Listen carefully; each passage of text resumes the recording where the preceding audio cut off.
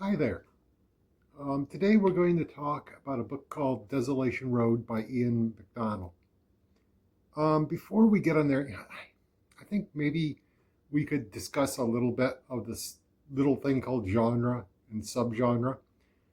It's kind of a fascinating thing. I got to be honest with you, this discussion is not going to be overly, overly literary or academic. And certainly don't use this as the basis of any kind of actual like doctoral thesis or anything like that. I think that's kind of fascinating because this book kind of sits at a intersection of a couple different genres.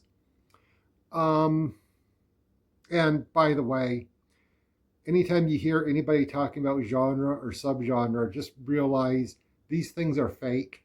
These things were created just to be able to tell a bookstore owner or a radio record store owner or whatever, someplace physically to organize all their things other than alphabetically by author.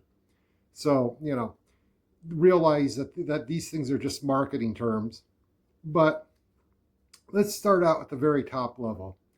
Like I said, this is going to be very sketchy because I'm going to just use like a very colloquial idea for these things. So at the top we have nonfiction and fiction. Those are the two biggies. Nonfiction are as obviously it says it right in their name what they are. Nonfiction would be books about physics, autobiographies. Hopefully they're nonfiction. Fiction would cover a lot of different subgenres. Nonfiction does too. You have science textbooks, biographies, autobiographies, histories, and even among those two things, nonfiction and fiction. I mean, you can have cross pollination. For example, Truman Capote wrote In Cold Blood, which was a nonfiction novel, which in really makes no sense because that means it's nonfiction fiction. But we're just gonna go with what Capote called it. But this review has nothing to do with Truman Capote. But then underneath fiction, we have a couple different subgenres underneath that. Obviously, you have horror, you have romance, but let's talk mainly about science fiction and fantasy. Science fiction and fantasy are technically pretty closely related. Um, they would probably always show up side by side on any type of like taxonomy of genres. Um, there's going to be a reason for that, but let's take a look at the science fiction. Under science fiction, you have basically two subgenres underneath that. You would have hard science fiction and soft science fiction. Hard science fiction is doesn't mean it's hard to read. It just means that all the science in it is well thought out. All the math has been done by the author, even if it doesn't show up. Think Greg Egan with Schild's Ladder and Diaspora, or think Arthur C. Clarke or Isaac Asimov, something like that. It's basically in those books, you can almost always be sure that even if it doesn't figure into the plot, even if it's never written in the book, the author has figured out down to about 10 decimal places the orbital period of the planet that it takes place on and how that affects the weather. It's because they figured out all the math. Soft science fiction, though, is the realm of the space opera, let's face it, Star Wars and Doctor Who would land directly into the soft science fiction category. They're science fiction. They can kind of give the feeling of basically being you know science, but they're not really. Star Trek very much in soft science fiction. I mean, I hate to say this because I like Star Trek as much as the next guy, but it's all technobabble. It's not real science. But talking about Star Wars and Doctor Who, there's a subgenre of soft science fiction, which would be science fantasy. Science fantasy is definitely where Star Wars and Doctor Who firmly land. I mean, Star Wars is basically space wizards. Um, Doctor Who is basically Peter Pan with a magic wand. It's just he calls a TARDIS and a sonic screwdriver. Alternatively, over on fantasy, you have a couple different subgenres. You have low fantasy, which would be your Game of Thrones, your basically Game of Thrones, where basically magic isn't really that big of a deal, but it is set in an obviously fantasy world. You usually have different types of races of people living together. Usually in low fantasy, it's not elves and gnomes like in Lord of the Rings, but it would be more like in Game of Thrones, like I've never read those books, but the zombies that come with winter. I don't know what you call them, windwalkers, whatever they are. But then you also have high fantasy. High fantasy is where magic prevails. Harry Potter, Lord of the Rings. I'm a Philistine. I hated Lord of the Rings. I also don't really like Harry Potter either. So, roast me in the comments if you like, if you want.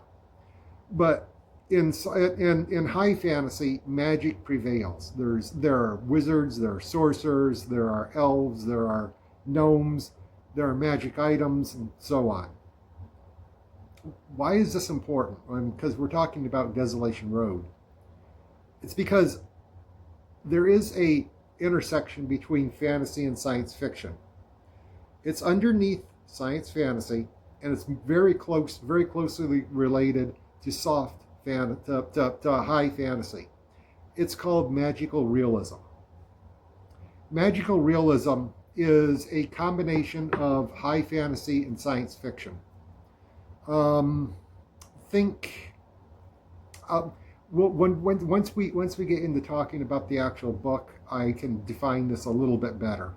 Not exactly, because it's a really difficult subgenre to really discuss and really put a hard and fast definition on, but you know it when you see it. So anyway, how does this relate to the book that we're talking about today, which is Desolation Road by Ian McDonald? I keep on wanting to say Ian McKellen. I wonder what kind of book he'd write. Anyway, what is Desolation Road about? Desolation Road takes place on a terraformed Mars, actually a Mars that's in the process of being terraformed. It's been terraformed enough to have a atmosphere and people to live on it. It hasn't been totally populated yet. It's kind of like a Wild West version of Mars. And in this book, we track the foundation of a small town called Desolation Road from its very first inhabitant all the way many generations later to its very last inhabitant as it just dies. The reason why it's founded is because the founder, Dr. Elementando, is crossing the deserts of Mars, trying to find a green person, as he calls it, that he had seen, and he falls asleep and ends up being stranded in an oasis on the Martian desert. And so he just ends up staying there in a cave and working on his theory about how to perform time travel. And over time, more and more people slowly move in. Basically, this book really has three parts to it. It has the first part, which is the best way to explain it is Cannery Row on Mars. It's John Steinbeck's Cannery Row, just set on Mars, where one person moves into a spot, and then more and more people, colorful people, weird people, all just kind of show up and gravitate there and just settle, and they form an ad hoc community. They have children. They have their children have children. The second part of the story is about the second generation slowly dispersing out into the general population of Mars, and it kind of fills in what the rest of Mars is like, because really the entire terraforming of Mars has been dominated by a few corporations, specifically by the Bethlehem Aries Corporation, and they rule the planet with basically an iron fist. Once you become an employee of the Bethlehem Aries Corporation, you no longer have a name. You have a stockholder number. And you're just expected to live a very regimented life. You're expected to work only for the corporation. And you're expected to just basically just be there for the company and their stockholders back on Earth. That's where the third part starts to come in, because over time, obviously, that causes resentment to boil up. The resentment becomes a full-on revolt. Basically, we're talking about unions going on strike, looking for rights. A company that, for all intents and purposes, is a totalitarian government trying to suppress it. And that basically fills up the third part of this book, the large battle, and that happens to take place in Desolation Road between the Bethlehem Aries Corporation and a union. Now you'll notice I've been skipping past any definition, any explanation of why I label this book magical realism. Although you may have noticed, the mythical green person basically leads Dr. Elementando to found the town of Desolation Road. Dr. Elementando, at the end of the first part, disappears into time to try and track down this green person. Other examples of this, a major character in it. I'm not going to give names. But basically, she becomes a sort of saint. She meets with a angel. I guess you would call it an angel, although we would call it probably an artificially intelligent robot that has a lot of power and was able to extend some of that power to her to work as an emissary through her. It's very hard to explain. Like I said, magical realism is a very difficult genre to get a beat on. But what, like I said, you know it when you see it. And so, what is this book really about? What does this book really want to say? There's probably 3 things that it probably wants to discuss. The first thing is found communities, found families, how people that are totally different from one another can just find themselves stuck in the same plot of land and just become a small little family that cares for each other, that understands each other, and can all get along. It's really good. Like I said, this is basically John Steinbeck's Cannery Row. It's actually my favorite part of the book. But then the second part is about the corporate dynamics of an entire society ruled by, well, I guess you'd have to say a very late stage capitalism, I guess. I don't know if that really is what it is, but basically, it's almost like the idea of the robber barons in the very early 20th century, where they would own whole towns, and just the whole town would be either working for that company, or they could only be in that town if they were there to service the people working for that company. And kind of exploring the the very bad things that happen when that happens, and the way people rise through the corporate structure by basically stabbing their fellow citizens in the back. The third part of the book is a very obvious discussion about how not only does that corporate structure need to be fought, it's also a discussion of how the people fighting it can go too far, and in this book almost rip apart the very fabric of reality universally. So yeah, basically the book steadfastly refuses to say either side is entirely in the wrong. And interestingly enough, the corporate structure of Bethlehem Mary's Corporation dies in the end just based on its own bureaucracy.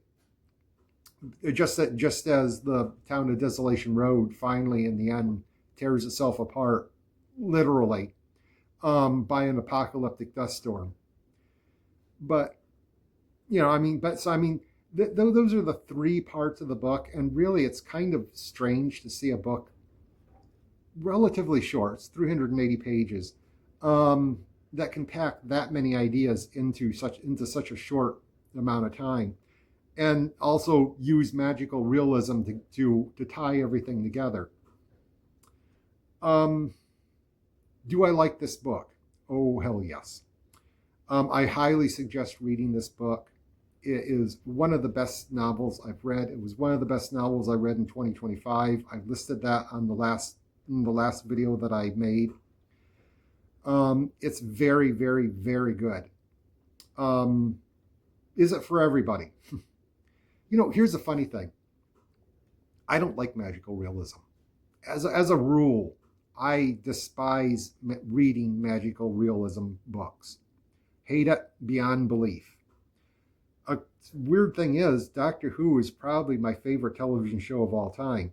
And so I obviously love science fantasy and magical realism when I'm watching it on television. I just don't like reading it. But so this comes as high praise when I say, but I loved this book.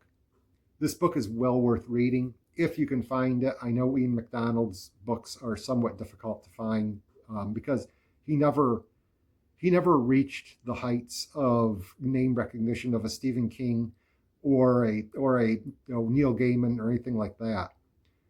Thankfully, not like Neil Gaiman, but he's very good at writing this stuff, and I really suggest you go hunt this book down. I suggest you read it and you really enjoy it. Some parts of it get a little bit repetitious. He does like his lists. Ian McDonald really likes writing out lists. There are entire pages where it's like I just kind of skimmed it just because it was a whole list of things in this one major city on Mars, and I'm like, yeah, I don't care. But even that, I mean, it works into the way that McDonald sets this book up, because the book doesn't start out having magic in it. It just slowly ramps it up, and as it ramps it up, the lyricism of the prose in the book becomes more and more like poetry rather than prose. And so you start out with a very simple book to read, and you end up with a very complex, almost poetic way of expression. And normally I would not like that, because I think a style should be consistent all the way through. But again, I gotta say, but I loved it in this book. It worked absolutely perfectly in this book. So yes, I this is a high recommend from me. 5 stars, 10 out of 10, 11 out of 10, whatever. Yeah, definitely read this book. I loved it. But anyway, thanks for listening to me ramble. I have no idea if that starting treatise on genres and subgenres matter to you or not. I just thought it was fascinating because it was something that occurred to me while I was reading this book. And I thought it would be a nice way to like try and classify what this book is. So anyway, have a great day. Stay positive. Bye bye.